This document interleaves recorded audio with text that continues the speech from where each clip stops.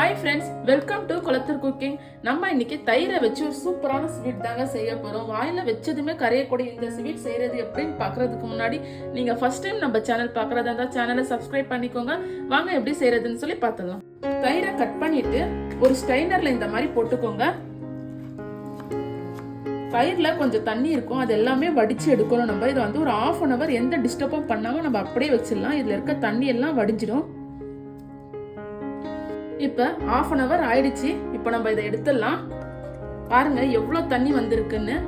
இந்த தண்ணி நமக்கு இப்ப தேவையில்லை, இதை தூக்கி நம்ம போட்டுடலாம். இப்ப நெக்ஸ்ட் இந்த தயிரை இன்னொரு பவுல்ல நம்ம மாத்திடலாம். பாருங்க எவ்வளவு திக்கா இருக்கு. இந்த மாதிரி திக்கா இருக்கணும் தயிர், அப்பதான் நம்ம செய்யற டிஷ் நல்லா வரும். இப்ப தயிரை இந்த மாதிரி ஒரு ஹேண்ட் பிளெண்டர் வச்சு நல்லா பீட் பண்ணி எடுத்துக்கோங்க. தயிர் கொஞ்சம் கட்டி கட்டியா இருக்கும், அந்த கட்டிகள் எல்லாம் இல்லாம நல்லா ஸ்மூத்தா பேஸ்ட் மாதிரி நல்லா பீட் பண்ணி எடுத்துக்கோங்க. இந்த மாதிரி நல்லா தயிரை பீட் பண்ணதுக்கு அப்புறம் இது கூடயே 4 table spoon condensed milk add பண்ணிக்கோங்க. இது கூடயே 4 டேபிள் ஸ்பூன் பாலும் ஆட் பண்ணிக்கோங்க. இது காய்ச்சி ஆற வச்ச பால் தான் நான் இன்னைக்கு சேர்க்கிறேன். நிறைய பால் சேர்த்துறாதீங்க. நிறைய பால் சேர்த்தீங்க அப்படின்னா ரொம்ப தண்ணி ஆயிடும். அப்புறம் நம்ம ஸ்டீம் பண்ணி எடுக்கும் போது ஒழுங்கா பர்ஃபெக்டா வராது. பாலும் கண்டென்ஸ்டு மில்க்கும் போட்டு அந்த தயிர் கூட நல்லா பீட் பண்ணி எடுத்துக்கோங்க. நான் இந்த தயிர் கூடயே 50 கிராம் நாட்டு சர்க்கரை எடுத்திருக்கேன். உங்களுக்கு நாட்டு சர்க்கரை இல்லைன்னா நார்மல் ஒயிட் சுகர் கூட நீங்க யூஸ் பண்ணிக்கோங்க. இதையும் போட்டு அந்த தயிர் கூட நல்லா பீட் பண்ணி எடுத்துக்கோங்க. மிக்சில எல்லாம் போட்டு அரைச்சிடாதீங்க, அப்புறம் ரொம்ப தண்ணி ஆயிடும். நம்ம பேக் பண்ணி நம்ம வேக வச்சு எடுக்கும் போது ஒழுங்கா வராது. இதுல கொஞ்சம் சுகர் தூக்கலா காமிக்க ஒரு பிஞ்ச் உப்பு ஆட் பண்ணிக்கோங்க. உப்பையும் போட்டு நல்லா கலந்து விட்டுக்கோங்க. நம்ம தயிரை நல்லா பீட் பண்ணியாச்சு. இப்ப இன்னொரு பவுல்ல கொஞ்சமா ஆயில் தடவிக்கோங்க. இப்படி எல்லா பக்கமும் நல்லா ஆயில் தடவி எடுத்துக்கோங்க, அப்பதான் ஒட்டாம வரும். இப்ப இந்த மாதிரி எல்லா பக்கமும் நல்லா ஆயில் தடவுனதுக்கு அப்புறம் நம்ம கலந்து வச்சிருக்க இந்த தயிர் மிக்சரை இதுல போட்டுக்கலாம். இந்த மாதிரி ஒரு பவுல்ல போட்டு நல்லா இந்த மாதிரி தட்டிக்கோங்க. இந்த மாதிரி தட்டிட்டு ஒரு அலுமினியம் ஃபாயில் பேப்பர் எடுத்து இந்த பவுல் மேல மூடிடுங்க. நம்ம வேக வச்சு எடுக்கும் போது உள்ள தண்ணி சொட்டாம இருக்கும். உங்ககிட்ட அலுமினியம் ஃபாயில் பேப்பர் இல்ல அப்படி நார்மல் தட்டை கூட போட்டு மூடிக்கோங்க.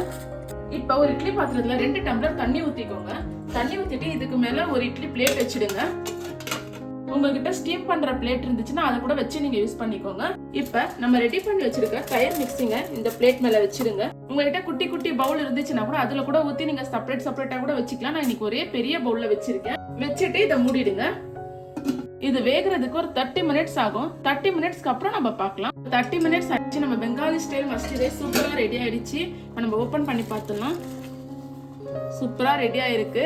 இதை நம்ம ஒரு 1/2 hour ஃப்ரிட்ஜில் வச்சு அதுக்கப்புறம் சர்வ் பண்ணிக்கலாம்.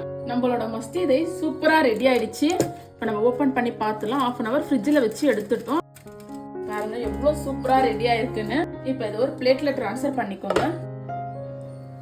பாருங்க எவ்வளவு சூப்பரா வந்திருக்கு. இதுக்கு மேல உங்களுக்கு விருப்பப்பட்ட நட்ஸை நீங்க ஆட் பண்ணி கூட பரிமாறிக்கலாம். நான் இன்னைக்கு கொஞ்சம் பாதாமும் கொஞ்சம் முந்திரியும் எடுத்து சர்வ் பண்றேன்.